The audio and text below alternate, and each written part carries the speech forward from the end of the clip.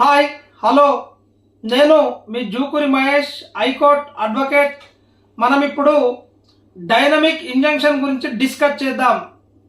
భర్త భార్య నుంచి విడాకులు కోరిన సందర్భంలో భార్య కానీ భార్య తరపు బంధువుల నుంచి రక్షణ కల్పించేటటువంటి రక్షణ కవచమే ఈ డైనమిక్ ఇంజంక్షన్.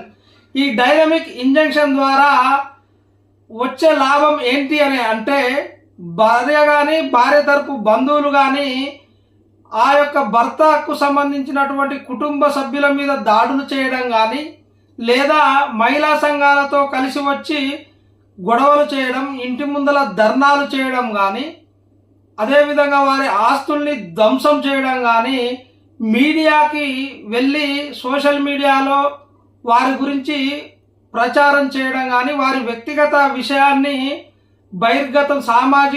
సమాజంలో బహిర్గతం చేసి వాళ్ళకున్నటువంటి పర్సనల్ రెప్యుటేషన్కి డ్యామేజ్ చేయకుండా రక్షణ కల్పించేదే ఈ యొక్క డైనమిక్ ఇంజంక్షన్. అయితే భార్య తనకు ఉన్నటువంటి లీగల్ రైట్స్ ఏమున్నా కూడా తాను ఫుల్ఫిల్ చేసుకోవచ్చును. అంటే ఆమె కోర్టులలో మెయింటెనెన్స్ కేసులు కానీ, డివిసి కేసులు కానీ, 498A కేసులు కానీ ఆమె కేసు పెట్టుకోవచ్చును. కానీ ఈ యొక్క సొసైటీలో ఆయనకున్నటువంటి రిప్యుటేషన్ని డ్యామేజ్ చేయకుండా, దాడులు జరగకుండా, గొడవలు కాకుండా ఆపగలిగేదే ఈ డైనమిక్ ఇంజంక్షన్. తనకి వాస్తవంగా చట్టబద్ధంగా ఏవైనా కేసులు కట్టడం కానీ, లయబిలిటీస్ కానీ, ఆమెకు రావాల్సిన రెమెడీస్ని కానీ ఆమె పొందవచ్చును.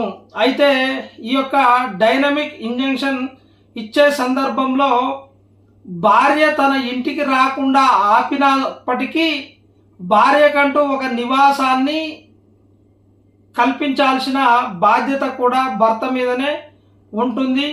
ఈ యొక్క డైనమిక్ ఇంజంక్షన్ ద్వారా వేధింపులకు గురి కాకుండా రక్షణ కల్పించుకోవచ్చును.